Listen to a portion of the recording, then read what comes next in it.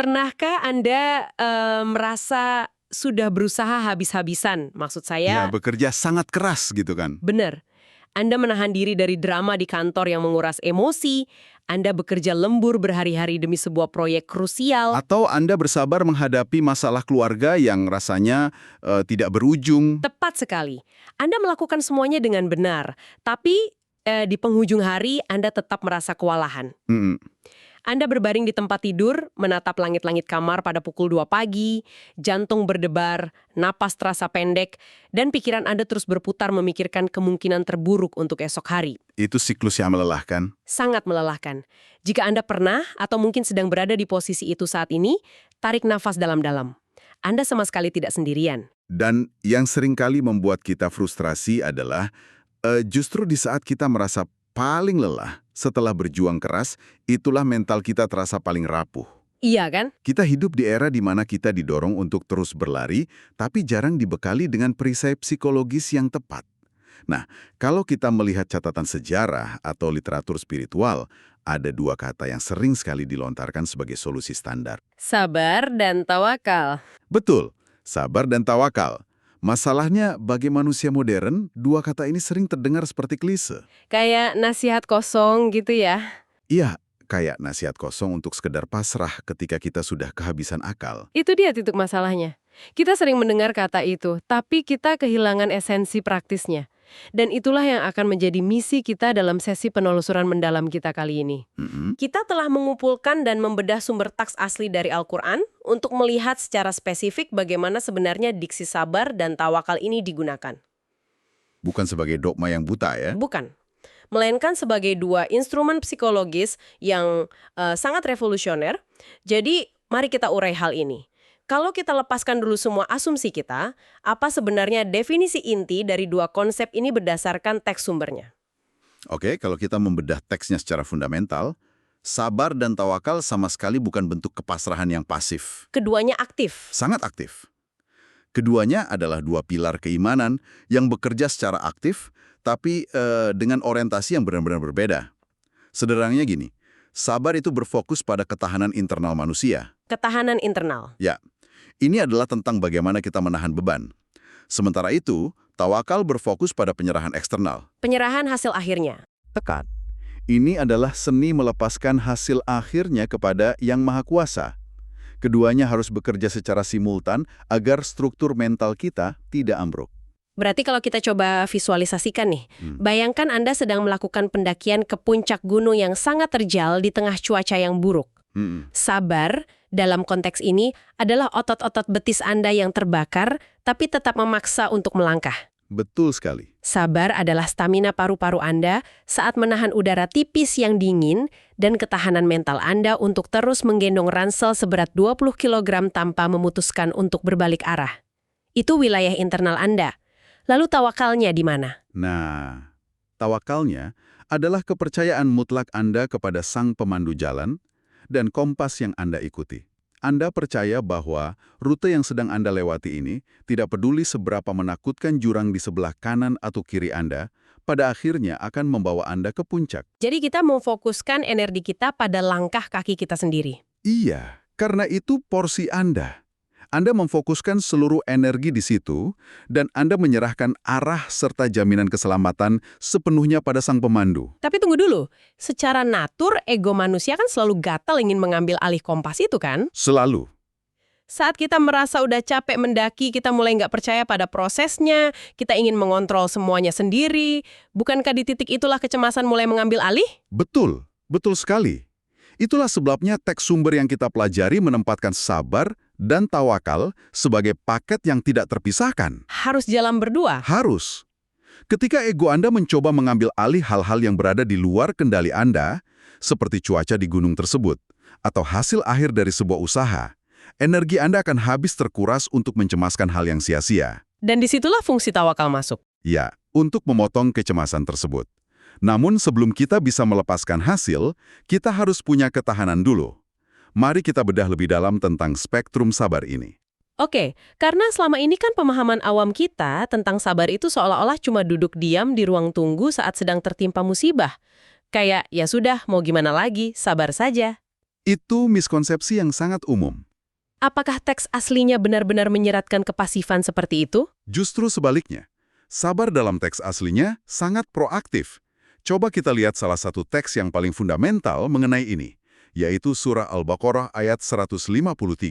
Boleh dibacakan teks Arabnya? Teks Arabnya berbunyi, Ya ayyuhalladzina amanu sta'inu bisobri wassalah, innallaha ma'as-sabirin. Terjemahannya, hai orang-orang yang beriman, jadikanlah sabar dan sholat sebagai penolongmu. Sesungguhnya Allah beserta orang-orang yang sabar. Jadikanlah sabar dan sholat sebagai penolongmu. Benar. Dari ayat ini dan analisis komprehensif dari ayat lainnya, sabar memiliki dua dimensi utama yang sangat menuntut tindakan. Dimensi seperti apa itu prakteknya di kehidupan sehari-hari kita? Dimensi pertama adalah sabar sebagai instrumen penjaga konsistensi atau istiqomah, khususnya dalam ibadah dan moralitas. Menarik, konsistensi. Ya, bayangkan betapa besarnya energi penahan yang dibutuhkan untuk tetap berbuat jujur di lingkungan kerja yang korup. Atau konsistensi untuk bangun pagi setiap hari, menahan godaan, dan melakukan hal yang benar ketika tidak ada seorang pun yang melihat. Itu sabar. Wah, itu butuh tenaga ekstra. Sangat. Nah, dimensi kedua barulah sabar dalam menghadapi ujian. Baik itu ketakutan, kehilangan harta, penderitaan fisik, atau bahkan saat berada di tengah peperangan. Waktu saya menelaah catatan kita mengenai dimensi kedua ini, ada satu poin yang membuat saya benar-benar terdiam. Di dalam teks, ada konsep yang disebut sebagai respon tauhid. Ah iya, respon tauhid. Selama ini kan kita diajarkan bahwa sabar itu sekedar tidak marah-marah atau tidak mengamuk saat kehilangan sesuatu. Tapi ternyata akar psikologisnya jauh lebih dalam dari itu kan? Jauh lebih dalam. Teks Al-Quran memberikan sebuah kerangka psikologis yang membedah kenapa kita merasa hancur saat kehilangan. Dalam surah Al-Baqarah ayat 156 disebutkan bagaimana orang yang benar-benar sabar merespon sebuah musibah. Mereka nggak sekedar menahan tangis. Tidak. Mereka secara sadar mendeklarasikan sebuah realitas. Inna lillahi wa inna ilaihi roji'un. Sesungguhnya kami milik Allah dan kepadanya lah kami kembali. Innalillahi wa inna ilaihi roji'un. Jadi rasa sakit yang menghancurkan itu sebenarnya muncul karena kita merasa memiliki secara mutlak. Eksak. Kehancuran mental kita saat tertimpa musibah seringkali berakar dari ilusi kepemilikan. Ilusi kepemilikan. Iya. Kita mengira pekerjaan kita, jabatan kita, uang di rekening kita, bahkan pasangan dan anak-anak kita adalah milik kita sepenuhnya. Jadi ketika hal itu diambil, rasanya seperti ada bagian tubuh kita yang diamputasi. Wow, coba kita terapkan ini untuk Anda, para pendengar. Bayangkan Anda membangun sebuah bisnis rintisan selama 5 tahun. Anda mengorbankan waktu tidur, tabungan, dan kehidupan sosial Anda. Anda merasa bisnis itu adalah identitas Anda. Lalu, krisis ekonomi global terjadi. Dan dalam hitungan bulan, bisnis itu bangkrut. Itu pasti sangat menghancurkan. Jika Anda hidup dalam ilusi kepemilikan, Anda akan kehilangan identitas dan alasan untuk hidup. Tapi apa yang dilakukan oleh konsep innalillahi ini? Konsep ini memotong ilusi kepemilikan itu tepat di akarnya. Orang yang mempraktikkan sabar tingkat tinggi ini menyadari bahwa sejak hari pertama, bisnis itu, modal itu, bahkan energi yang dia gunakan untuk bekerja, semuanya hanyalah titipan. Statusnya cuma hak guna pakai. Tepat, hak guna pakai bukan hak milik. Anda tidak bisa benar-benar kehilangan sesuatu yang dari awal memang bukan milik Anda. Ini sebuah pergeseran paradigma yang sangat melegakan. Iya. Tapi ini bukan berarti kita kehilangan sisi manusiawi dan tidak boleh bersedih saat bangkrut atau kehilangan orang yang dicintai, kan? Tentu saja, air mata dan kesedihan itu valid secara manusiawi. Tuhan tidak melarang kita menangis. Namun, kesedihan itu tidak akan bermutasi menjadi keputusasaan yang merusak jiwa. Ada batasan yang menahan ya? Iya, benar. Ada semacam jaring pengaman di dasar mental mereka yang mengatakan, barang ini hanya sedang dikembalikan kepada pemilik sahnya. Ketahanan jiwa dari ilusi kepemilikan inilah fondasi utama sabar. Dan ketahanan ini mutlak diperlukan sebelum kita bisa masuk ke pilar berikutnya, yaitu tawakal. Nah, mari kita beralih ke tawakal. Kalau sabar menuntut energi internal sebesar itu, kenapa tawakal di masyarakat modern sering sekali dibajak menjadi alasan untuk bermalas-malasan? Itu pertanyaan yang bagus. Ada stereotip bahwa orang yang tawakal itu kerjanya cuma menunggu nasib, bak daun kering yang tertiup angin. Kalau gagal wawancara kerja karena tidak persiapan bilangnya, ya udah saya tawakal saja. Itu adalah distorsi yang sangat fatal dari makna aslinya. Jika kita membaca urutan logis dalam Al-Quran, tawakal tidak pernah, sekali lagi, tidak pernah ditempatkan di awal tanpa didahului oleh ikhtiar yang maksimal. Selalu setelah usaha ya. Selalu. Tawakal selalu diperintahkan setelah adanya proses usaha, musyawarah, dan kalkulasi risiko. Salah satu bukti tekstual terkuatnya ada di surah Ali Imran ayat 159. Ayat yang membahas tentang kepemimpinan setelah krisis itu ya? Benar. Teks Arabnya menyatakan, فَإِذَا عَزَمْتَ فَتَوَكَّلْ عَلَى اللَّهِ إِنَّ اللَّهَ يُحِبُّ الْمُتَوَكِّلِينَ. Artinya, kemudian apabila kamu telah membulatkan tekad, maka bertawakallah kepada Allah. Sesungguhnya Allah menyukai orang-orang yang bertawakal. Fa'idha azamta, apabila kamu telah membulatkan tekad. Tepat.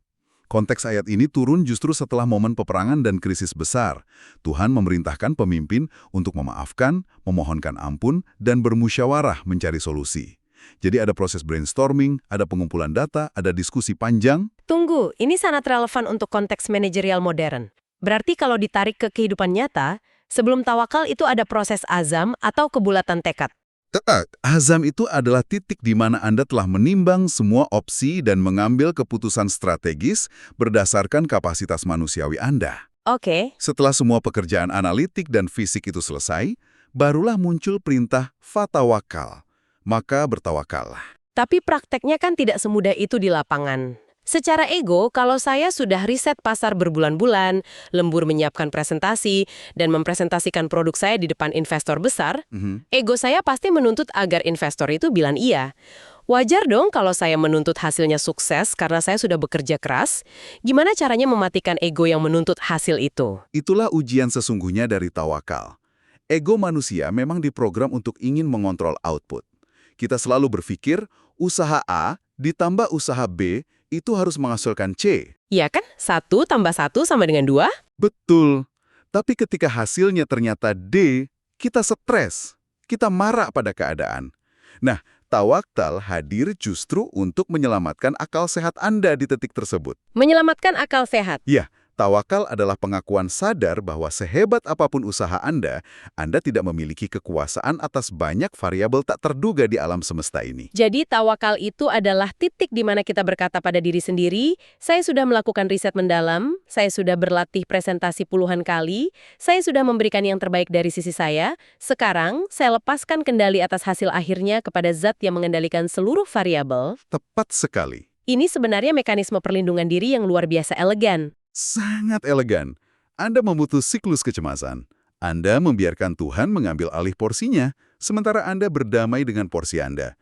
Dan yang paling menarik dari analisis sumber-sumber ini adalah ketika kita melihat perbedaan kecepatan respon antara sabar dan tawakal. Maksudnya kecepatan respons bagaimana? Bukannya keduanya berjalan beriringan? Secara konseptual iya, beriringan. Namun secara aplikasi psikologis, durasinya bisa berbeda. Sabar itu ibarat lari maraton. Butuh waktu lama ya? Iya, ia berurusan dengan proses menahan penderitaan fisik atau emosional dalam rentang waktu yang panjang. Anda harus menahan rasa sakit kilometer demi kilometer. Namun tawakal, dalam banyak teks, ia sering muncul sebagai respons instan. Respons instan? Seperti P3K, pertolongan pertama pada kecemasan mental, yang bekerja dalam hitungan detik. Saya ingat bagian ini di catatan kita tentang bagaimana tawakal menjadi semacam benteng mental seketika saat dihadapkan pada ancaman. Kisah ini terekam secara dramatis dalam surah Ali Imran ayat 173. Konteks sumber menceritakan momen ketika sekelompok umat beriman diintimidasi dengan perang orat saraf. Mereka diberitahu bahwa musuh telah mengumpulkan pasukan yang luar biasa besar dan bersenjata lengkap untuk menghancurkan mereka. Kalau pakai logika normal, mendengar kabar seperti itu pasti langsung memicu panic attack massal. Jantung berdebar, keringat dingin, lutut lemas. Lalu apa respons mereka di dalam teks? Ayat ini mencatat sebuah anomali psikologis yang menakjubkan. Ancaman itu bukannya membuat mereka lari ketakutan, namun justru menambah keimanan mereka. Dan di detik yang genting itu, mereka secara spontan berucap satu kalimat pendek. Apa kalimatnya? وَقَالُوا حَسْبُنَا اللَّهُ وَنِعْمَ الْوَكِيلُ. Cukuplah Allah menjadi penolong bagi kami, dan Dia adalah sebaik-baik pelindung. Hasbunallah wa ni'mal wakil. Hanya 4 kata, tapi secara psikologis kalimat itu meruntuhkan semua teror yang datang dari luar. Mari kita bawa ini ke realitas Anda malam ini. Anda mungkin tidak sedang berhadapan dengan pasukan bersenjata di padang pasir, tetapi musuh dan ancaman itu mengambil bentuk yang sangat nyata di dunia modern. Sangat nyata. Bayangkan Anda sedang melihat layar laptop di tengah malam, lalu tiba-tiba ada email masuk dari klien terbesar Anda yang mengancam akan membatalkan kontrak bernilai miliaran. Wah, itu menakutkan. Atau Anda sedang scrolling media sosial dan dihantam gelombang berita resesi ekonomi yang membuat Anda panik soal cicilan bulan depan. Di detik saat napas Anda mulai sesak dan dada Anda terasa diikat, sabar. Mungkin butuh waktu untuk diproses. Tapi kalimat hasbunallah wa ni'mal wakil ini bisa langsung diaplikasikan, kan? Benar. Dalam momen kelumpuhan mental itu, tawakal berfungsi sebagai tameng yang bisa langsung diaktifkan. Saat Anda mengucapkan kata-kata itu dan menginternalisasi maknanya, secara mental Anda sedang mengambil beban ketakutan yang terlalu berat untuk pundak manusiawi Anda yang rapuh. Dan melemparnya ke tempat yang lebih kuat. Betul. Anda melempar beban itu ke pundak entitas yang maha kuat, sang pengatur segala urusan. Ini adalah deklarasi penyerahan diri yang instan. Anda seolah berkata, saya tidak tahu bagaimana menyelesaikan ini besok pagi, tapi engkau tahu. Cukuplah engkau yang mengambil alih kemudi ini. Luar biasa. Jadi, sabar menjaga otot mental kita agar tidak runtuh saat memikul prosesnya yang berat, sementara tawakal menjaga kewarasan kita agar tidak gila memikirkan hasil akhirnya. Keduanya benar-benar sebuah hubungan simbiotik yang sempurna. Dan hubungan simbiotik ini dikonfirmasi berulang kali di dalam teks Al-Quran. Kedua pilar ini sering disebutkan berdampingan sebagai syarat mutlak. Misalnya ketika sumber teks mendeskripsikan kriteria orang-orang yang berhijrah di jalan Allah, berjuang mati-matian, dan dijanjikan balasan surga yang terbaik. Siapa mereka menurut teks? Teks menyebut mereka sebagai orang-orang yang bersabar dan bertawakal kepada Tuhannya. Sabar adalah bahan bakarnya, tawakal adalah sistem pendingin mesinnya agar tidak meledak karena overheating. Kalau sebuah konsep memiliki bobot yang sebegitu besarnya dalam teks, tentu ada imbalan atau konsekuensi spiritual yang spesifik bagi mereka yang berhasil mempraktikannya. Apakah sumber kita mengenai dampaknya secara langsung? Dampaknya sangat mendalam, baik secara vertikal maupun horizontal. Untuk mereka yang mempraktikkan sabar, teks menjanjikan apa yang disebut sebagai ma'iyatullah. Ma'iyatullah. Penyertaan Allah. Ya. Innallaha ma'as sabirin.